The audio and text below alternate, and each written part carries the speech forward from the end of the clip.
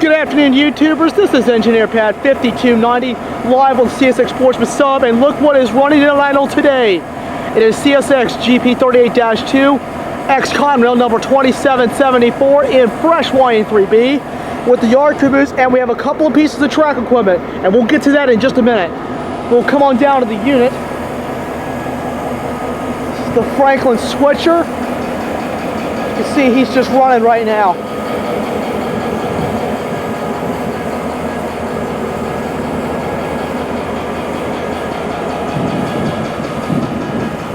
Come on down to the front.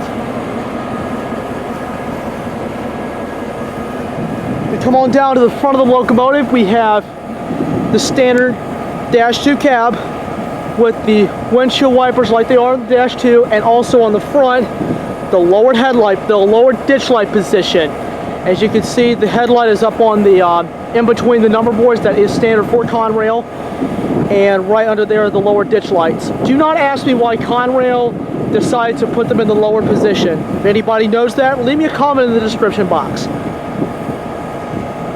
we'll go ahead and start moving back to the rear of the locomotive.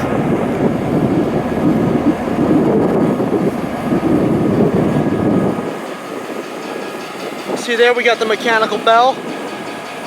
That part is original. That did not change. It also has electric fuel readings now. Very, very different than what they were back then.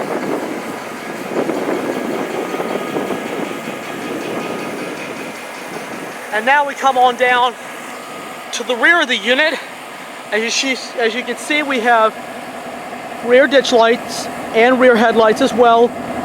The rear headlights did not change, but the ditch lights were added on. They were later added on by CSX. They've been adding a lot of them to the EMDs, like the 38-2s, the GP40-2s, and some of the SD40-2s.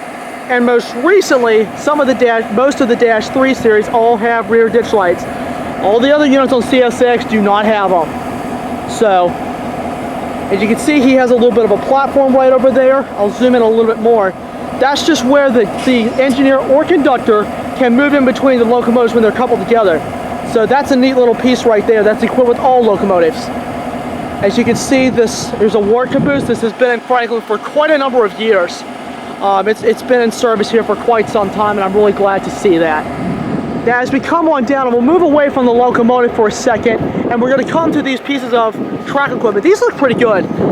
See, we have a machine here. I believe this is this is the machine that actually pulls up the track and slides the new tie into place.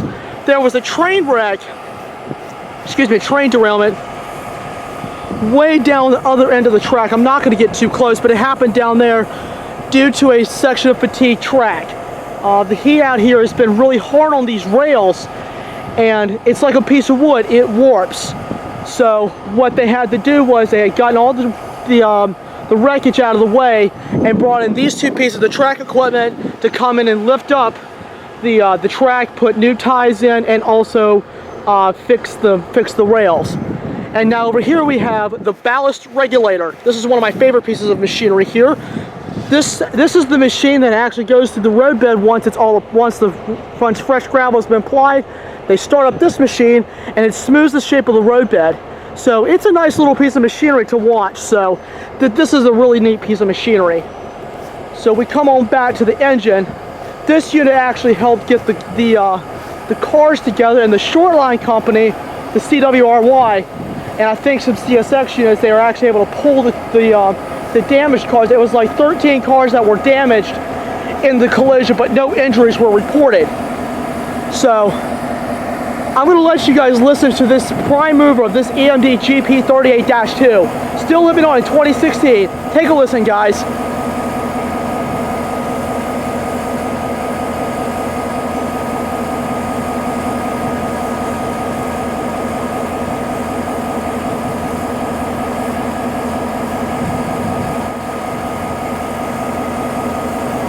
Now as we come back to the front, I'll show you some ties, some brand new ties as well.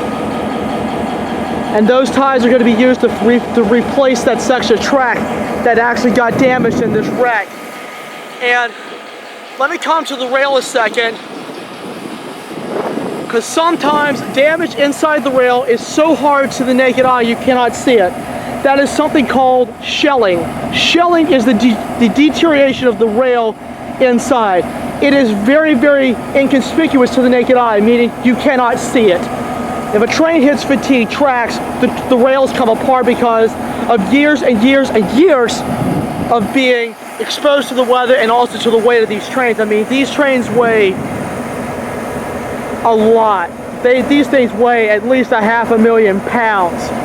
I mean, even greater than that. I'm just using that figure as an example. Weight and plus weather deteriorates the rail and makes them have a soft spot, and of course it breaks. And of course it warps like a piece of wood. If it's in the heat too long, it warps. And that's why they have these rail anchors like right there. I'm going to zoom in so you can look at it. That is a rail anchor. They're placed upside down, and what they do is they keep the rails still, especially in these heat conditions, to keep them from warping.